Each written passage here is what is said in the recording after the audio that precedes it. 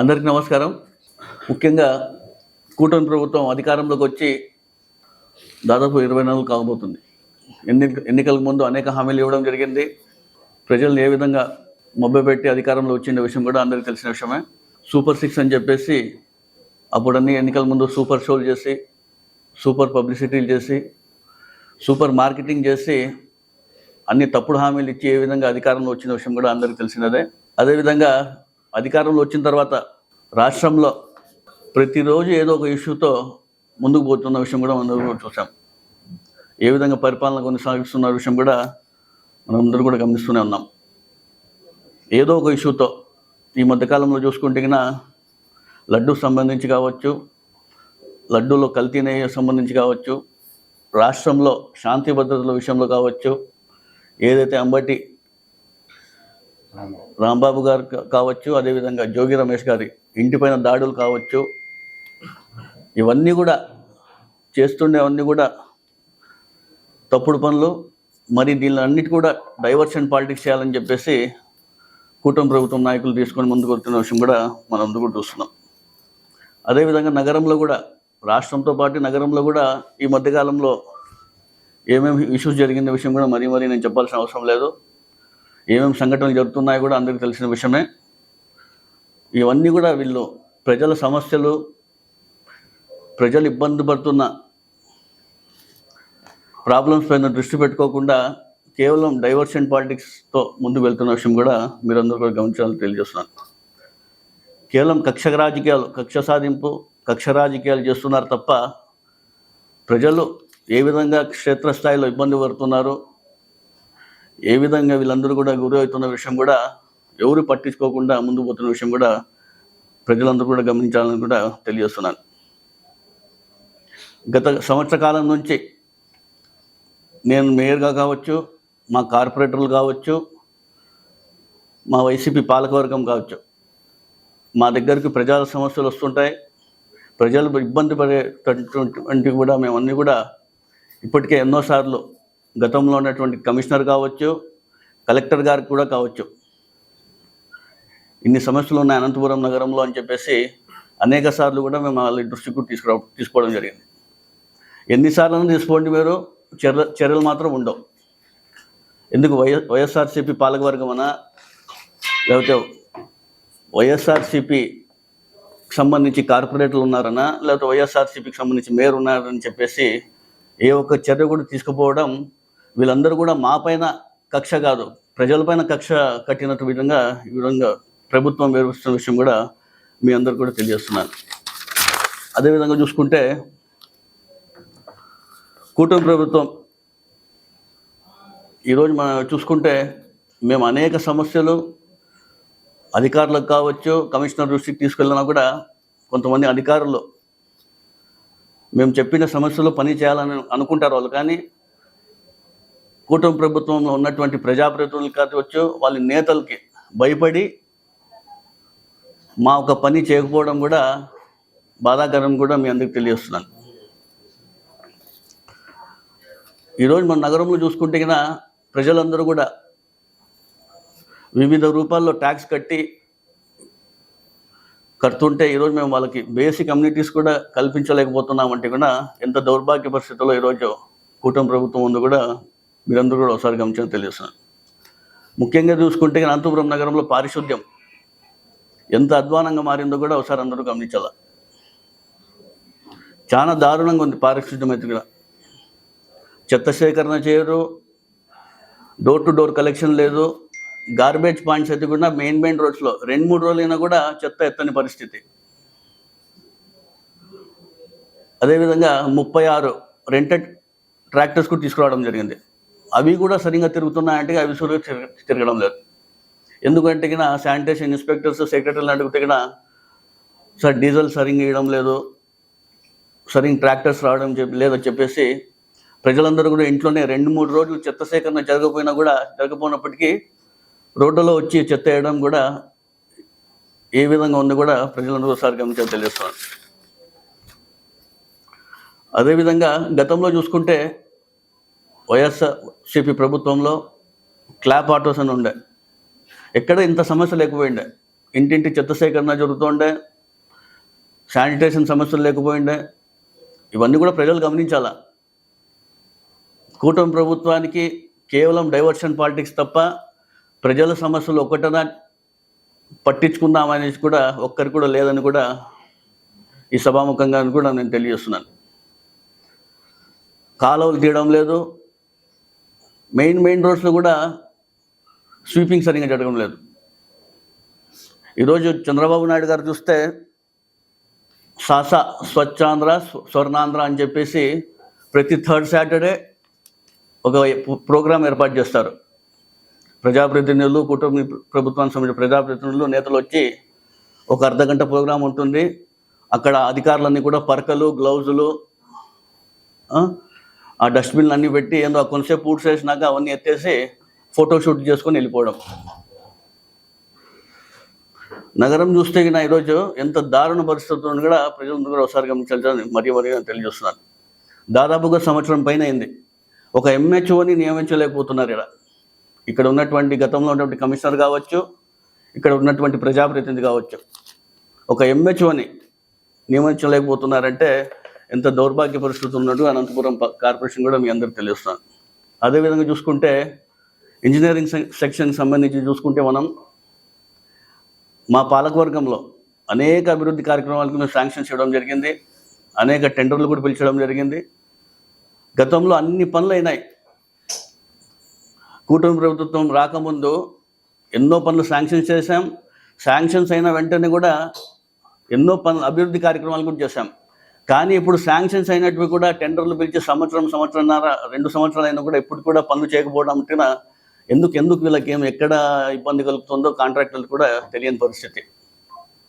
ఈరోజు ఏవో దాంట్లో కొన్ని పనులు ప్రారంభించినా కూడా కొంచెం పని మొదలు పెడతారు, 2-3 నెలలైనా కూడా మరి ఆ పని పూర్తి చేయని విషయం. ఈరోజు మన గుల్జార్పేటలో చూసుకుంటే కన్నా ఏ విధంగా ప్రజలు ఇబ్బంది పడుతున్న విషయం కూడా ప్రజలను ఒకసారి గమనించాలి.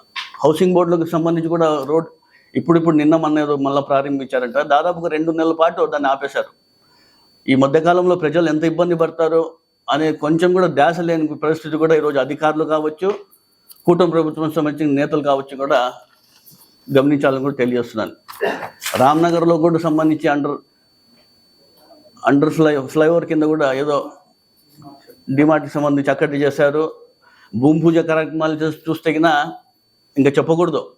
ఎన్ని భూమి పూజలు చేసి ఉంటారంటే కేవలం అప్పటికప్పుడు రావాలా, శిలాఫలకం వేయాలా, ఫోటో కూడా ఉంటుంది, శిలాఫలకం ఫోటో వేసుకోవాలా, ఆ ఫోటో షూట్ చూసుకొని వెళ్ళిపోవాలా తప్ప మళ్ళీ పనులు ప్రారంభించే పాపాన కూడా మీ అందరికీ తెలియజేస్తున్నాను.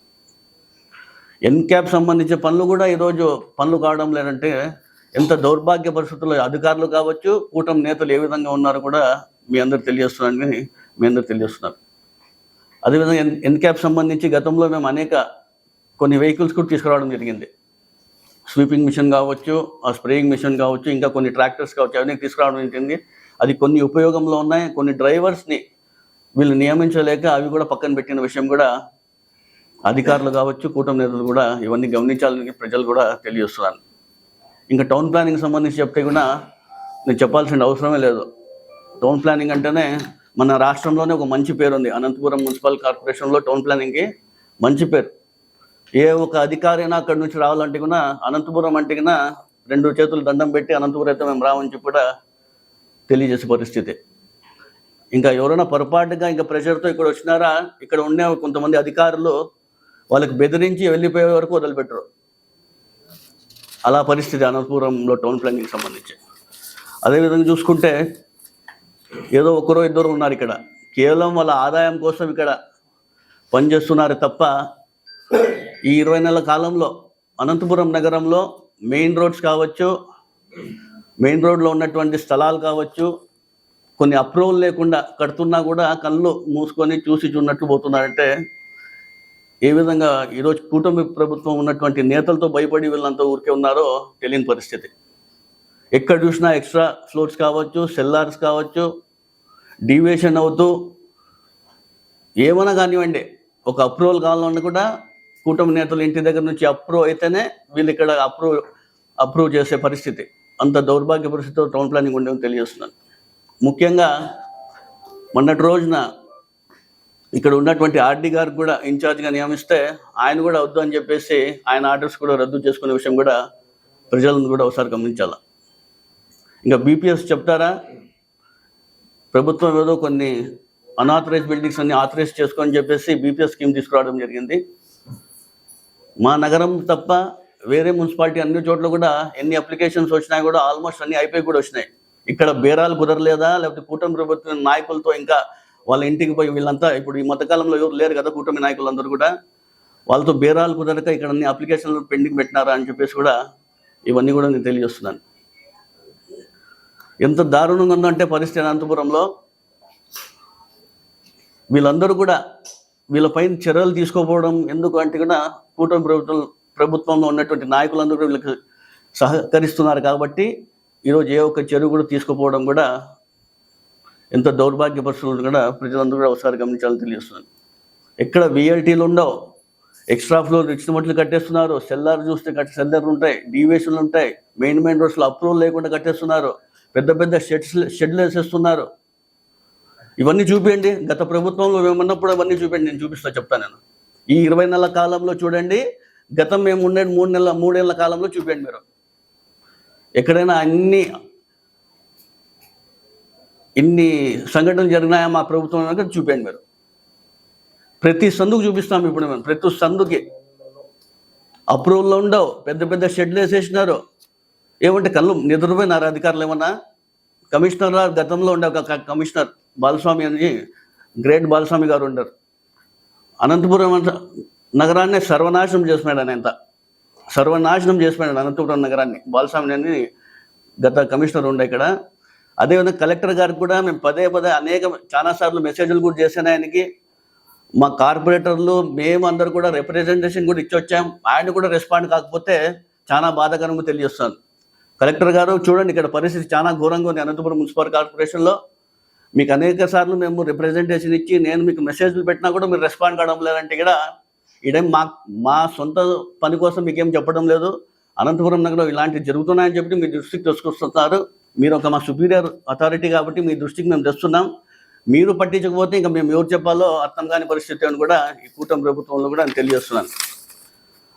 ఇవన్నీ కూడా ప్రజలందరూ కూడా ఒకసారి గమనించాలా. రెవెన్యూ సెక్షన్ సంబంధించి కూడా అనేక ఇష్యూస్ కూడా ఉన్నాయి. గతంలో కూడా ఒకటి జరిగింది, శారదానగర్ సంబంధించి డాక్యుమెంట్స్ లేకుండా టైటిల్ ట్రాన్స్ఫర్ చేసిన విషయం కూడా ఉన్నాయి. దీనిపై అన్నిటి కూడా మీరు అందరూ కూడా ఖచ్చితంగా దృష్టి పెట్టి కరెక్ట్ చేసే విధంగా ముందుకు పోవాలని కూడా తెలియజేస్తున్నాను. అదేవిధంగా సిబిల్స్ సంబంధించి కూడా మా పాలనలో చూసుకోండి. మీరు సిబిల్స్ గత 3 yearsలో సిబిల్ సంబంధించి మొత్తం డేటా తీపియండి. ఇప్పుడు సిబిల్స్ ఎన్ని చేసినారు అవి గుర్తియండి. మీరు ఎంత దారుణమైన పరిస్థితి ఉందంటే ఏవి పడితే సిబిల్స్ చేసేస్తున్నారు. సొమ్ముని ఎంత దుర్వినియోగం చేస్తున్నారంటే కూడా అధికారులపైన కూడా హైయర్ అథారిటీస్ ఖచ్చితంగా వీటిపైన కూడా చర్యలు తీసుకోవాలని కూడా నేను తెలియజేస్తున్నాను. ఇప్పుడు కొత్తగా కమిషనర్ గారు వచ్చి దాదాపు 1 week 10 days అయింది. వీటిపైన అన్నిటి కూడా మీరు కూడా ఖచ్చితంగా దృష్టి పెట్టాలని కూడా తెలియజేస్తున్నాను. ఇప్పటికే 10 రోజులు అయింది, మీకు కూడా తెలిసి ఉంటాయి ఇక్కడ ఏమేమి జరుగుతాయని కూడా. ఇన్ని అవకతవకలు జరుగుతున్నాయి ఇక్కడ అన్నీ కూడా. ఖచ్చితంగా కొత్త కమిషనర్ గారు దృష్టి పెట్టి దీన్ని అన్నిటి కూడా సరిచేయాలని చెప్పేసి తెలియజేసుకుంటే ప్రజా సమస్యలపైన ఖచ్చితంగా మేము ఎప్పుడు ప్రజాపక్షాన పోరాడుతూనే ఉంటాం, ప్రజాపక్షాన్ని నిలబడతాం. వైఎస్ఆర్సీపీ కాంగ్రెస్ పార్టీ ఎప్పుడు ప్రజల పక్షాన మేము ఉంటాం తెలియజేసుకుంటూ ఈ ప్రజా సమస్యలన్నీ కూడా లేకున్నట్లు చూడాలని చెప్పి రాబోయే రోజులు తెలియజేస్తున్నాను.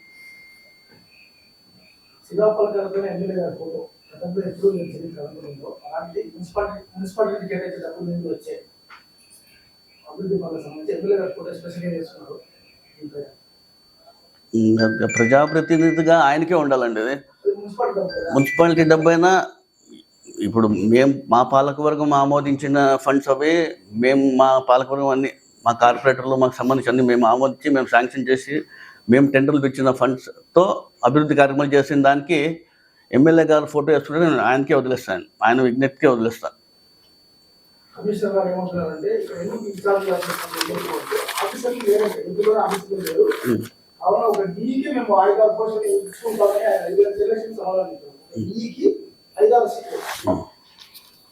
అడ్మినిస్ట్రేషన్ ఇన్ఛార్జ్ ఆయన, అనంతపురం ఇన్ఛార్జ్ ఆయన, వెహికల్ ఇన్ఛార్జ్ ఆయన, ఢిల్లీ ఇన్ఛార్జ్ ఆయన, వాటర్ స్టేషన్ ఆయన, ఇంజనీరింగ్ స్టేషన్ ఆయన, ఎలక్ట్రిఫికేషన్ ఆయన అట్లా ఒక వ్యక్తికి ఎందుకు ఇవ్వాల్సి వస్తుంది సార్ ఎవరు రావడం లేదు అట్లా ఏపీలో ఎక్కడ లేదంట స్టాఫ్ కాబట్టి మేము ఉన్న వాళ్ళని వాడుకుంటాం అని చెప్పి ఆయన చెప్పిన సమాధానం. ఇప్పుడు ఉండే కమిషనర్ గారితో ఆ దృష్టికి చెప్తాను నేను. ఈయనకి చెప్తా. గతంలో అయితే ఆయన ఏం చేయలేదు. ఆయన ఆఫీస్కి వస్తుండో లేదో మాకు తెలియని పరిస్థితి. ఇప్పుడు ఉండే ఆయనకంటే చెప్పి మేము చేపిస్తామని చెప్తాం. ఆ సంవత్సరంలో కూడా ఆఫీసర్ రిలీవ్ కాలేదు. అదే